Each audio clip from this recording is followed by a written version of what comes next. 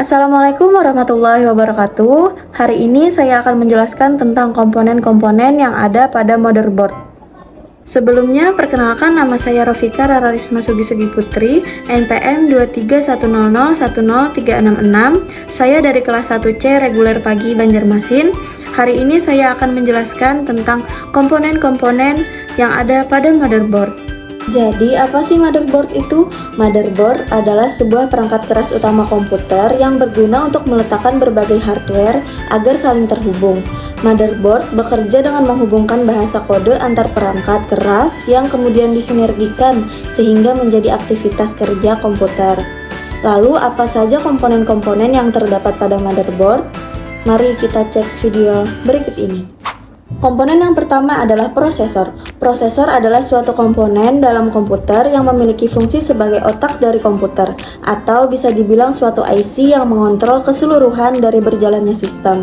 Biasanya prosesor ini terpasang dalam mainboard atau motherboard. Saya tampilkan beberapa contoh dari sebuah prosesor. Ada Intel Core i5, ada Intel Core i3, ada Intel Xeon, dan ada dari AMD Ryzen, juga ada AMD EPYC. Sebenarnya masih banyak jenis-jenis prosesor yang lain, tapi saya hanya menginput beberapa jenis prosesor yang saya jadikan sebagai contoh. Selanjutnya adalah komponen soket prosesor. Soket prosesor seringkali juga dianggap sebagai soket CPU. Soket prosesor ini adalah tempat pada motherboard di mana CPU atau Central Processing Unit dipasang. Fungsinya adalah menyediakan koneksi listrik dan jalur komunikasi antara CPU dan motherboard, memungkinkan prosesor beroperasi dan berinteraksi dengan komponen lain dalam sistem komputer. Setiap jenis CPU itu memiliki soket yang dirancang khusus untuknya, seperti pada contoh LGA 1700 diperkenalkan dengan generasi Alder Lake pada prosesor Intel i7, i9, dan i5.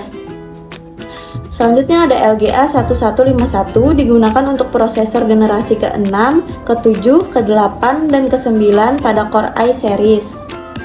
Selanjutnya ada AM4, soket umum untuk banyak prosesor AMD Ryzen termasuk generasi Ryzen 1000, 2000, 3000, 5000, dan 7000 series. Komponen selanjutnya adalah memory slot. Memory slot socket atau slot RAM inilah yang merupakan tempat di mana RAM pada komputer dimasukkan. Bergantung pada motherboard, mungkin ada 2-4 slot, kadang lebih pada motherboard yang high-end, dan itulah yang menentukan jenis RAM yang digunakan pada komputer atau laptop. CPU fan dan heatsink. CPU fan adalah kipas pendingin yang terpasang di atas heatsink pemindah panas yang terhubung dengan CPU, Central Processing Unit, pada motherboard komputer. Fungsi utama dari CPU fan adalah menjaga suhu CPU tetap dalam batas yang aman selama beroperasi. Ketika CPU bekerja, ia menghasilkan panas, dan CPU fan membantu menghilangkan panas ini dengan mengalirkan udara dingin ke atas heatsink dan menjaga suhu CPU agar tidak melampaui ambang batas yang dapat merusak komputer. Komponen selanjutnya adalah konektor penghubung. Konektor penghubung atau port pada laptop adalah antarmuka fisik yang memungkinkan laptop terhubung dengan perangkat eksternal atau melakukan fungsi tertentu. Komponen ini memberikan fleksibilitas kepada pengguna untuk mengintegrasikan laptop dengan berbagai perangkat dan aksesoris. Berikut beberapa contoh dari konektor penghubung atau port. Yang pertama ada USB atau Universal Series Bus.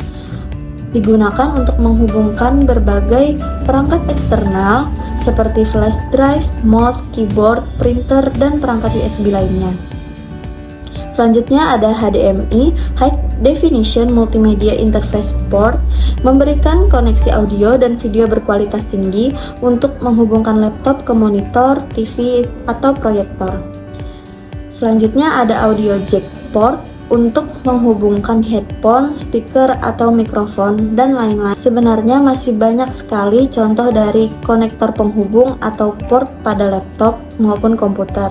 Tetapi karena keterbatasan waktu, saya mungkin tidak bisa menyebutkan satu-satu, maka dari itu saya akan menampilkan setelah slide yang berikut ini. Nah, berikut adalah konektor penghubung atau port yang ada pada motherboard di laptop maupun komputer. Selanjutnya ada komponen CMOS Backup Baterai. Baterai CMOS, disebut juga CMOS RAM atau hanya CMOS, adalah sebuah baterai yang digunakan oleh BIOS untuk tetap aktif meski tanpa aliran listrik. Salah satu kegunaannya untuk mengaktifkan dan menjalankan fungsi jam, serta menyimpan setting BIOS, dan umumnya memakai baterai kancing, baterai bulat yang pipih, diameter dan ketebalannya bervariasi.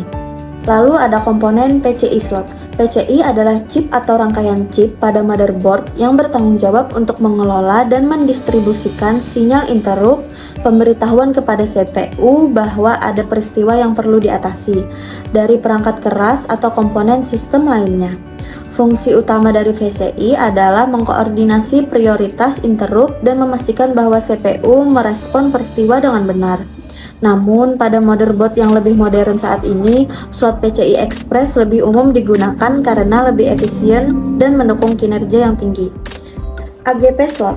Slot AGP adalah singkatan dari Accelerated Graphic Port. AGP adalah saluran point-to-point berkecepatan tinggi untuk menghubungkan kartu video atau kartu grafis ke sistem komputer. Fungsi utamanya adalah untuk membantu dalam percepatan grafik komputer 3D. AGP slot sekarang sudah sangat ketinggalan zaman dan motherboard modern tidak lagi menyertakan slot untuk AGP. Komponen short bright.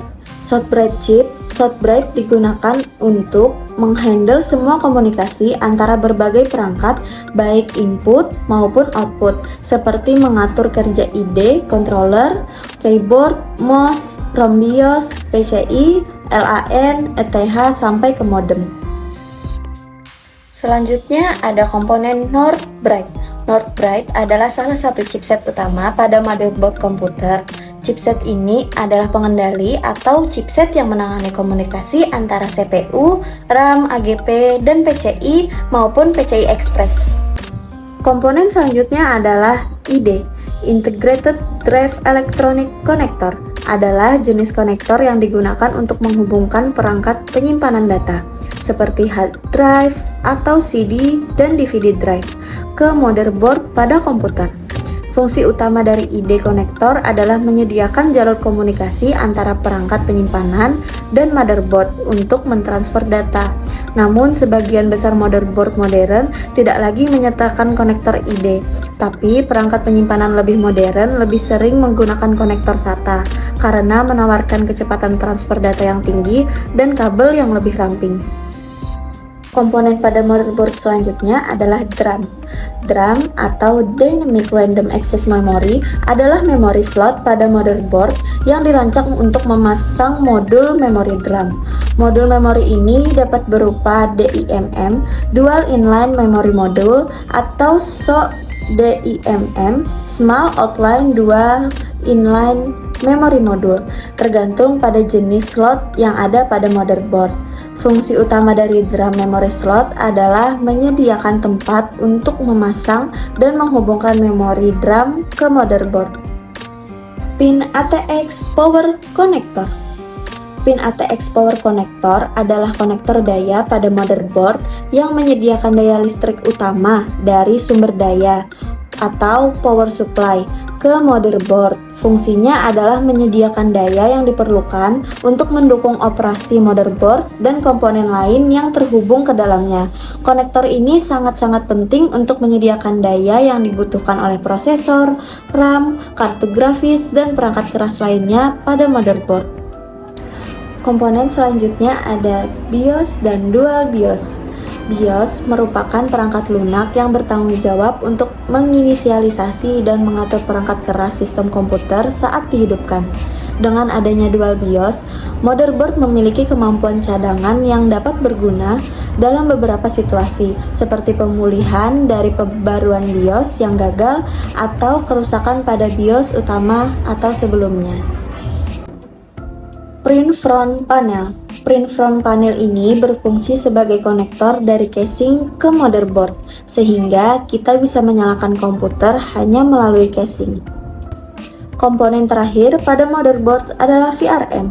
VRM adalah singkatan dari Voltage Regulator Module. VRM adalah sirkuit elektronik yang terletak di dekat CPU dan pekerjaan utamanya adalah memberikan tegangan yang stabil dan konsisten ke komputer maupun laptop. Nah, itu tadi penjelasan tentang komponen-komponen yang ada pada motherboard. Sekian video dari saya. Wassalamualaikum warahmatullahi wabarakatuh. Dadah semuanya.